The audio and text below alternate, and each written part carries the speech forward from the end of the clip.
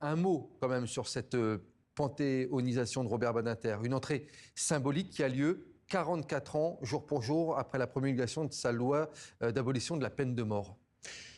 Oui, c'est vrai, en fait, on dit que Badinter, c'est le père de l'abolition de la peine de mort, mais c'est aussi le père de la dépénalisation de l'homosexualité. Et pour lui, c'était une infamie. Et il m'a dit une très jolie phrase, il m'a dit, en fait, grâce à la dépénalisation, les homos se promènent maintenant du côté ensoleillé de la rue. C'est justement le cœur de votre livre. Je vous propose qu'on voit un résumé en images et on en parle juste après. La séance est ouverte.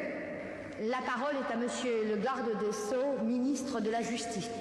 L'Assemblée sait d'ailleurs quel type de société dans l'histoire, et aujourd'hui encore, toujours marquée par l'arbitraire, l'intolérance, le fanatisme ou les racismes, a constamment pratiqué la chasse à l'homosexualité. Et c'est vrai qu'en 35 ans, on a beaucoup fait de progrès quand même. Moi, je considère que du point de vue des mentalités, c'est le plus étonnant que j'aurais vu dans ma vie. Parce qu'elle rejoignit votre souci des droits de l'homme. Parce que le droit de disposer librement de sa sexualité est un droit fondamental, à mes yeux, de l'être humain, qui fait partie des droits de l'homme. Le moment est venu pour l'Assemblée d'en finir avec ces discriminations, comme avec toutes les autres qui pourraient subsister encore dans notre société, car elles sont en vérité indignes de la France.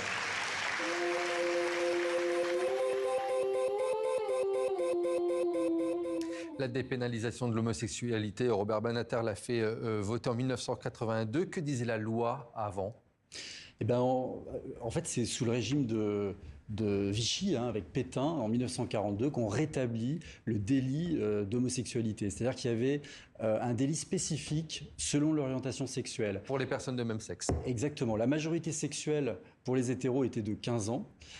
Pour les gays et lesbiennes, c'était 21 ans, ramené ensuite à 18 ans en 1974. Et pour lui, c'était une infamie qu'il y ait une différenciation. En fait, au fond, il avait l'impression qu'on interdisait d'être homosexuel en France.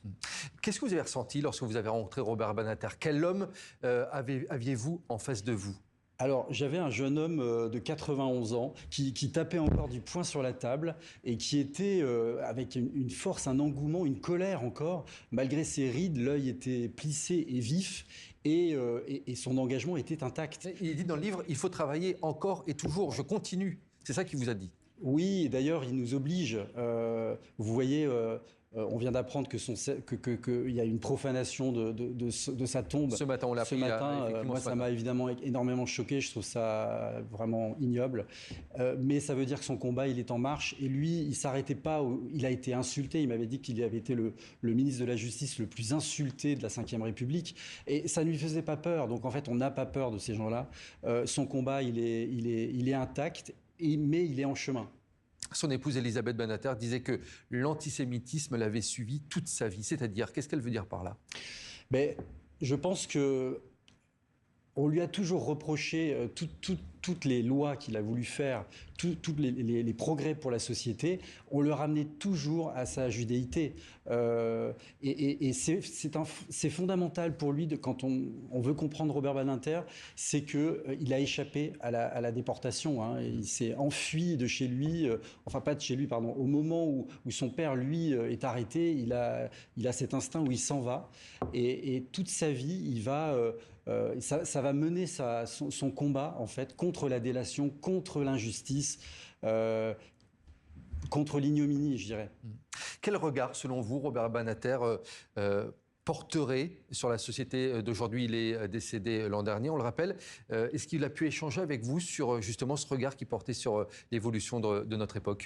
Mais je pense qu'il avait un regard très international, Robert Badinter. C'est-à-dire que, par exemple, sur le sujet de la dépénalisation, il trouvait que les gays et lesbiennes occidentaux étaient un peu égoïstes et ne se préoccupaient pas assez de la situation internationale des homosexuels qui étaient pénalisés, voire torturés, voire tués dans certains pays. Et ça le mettait en colère. Il trouvait, d'ailleurs, il m'avait interpellé moi-même en me disant « Mais qu'est-ce que vous faites ?»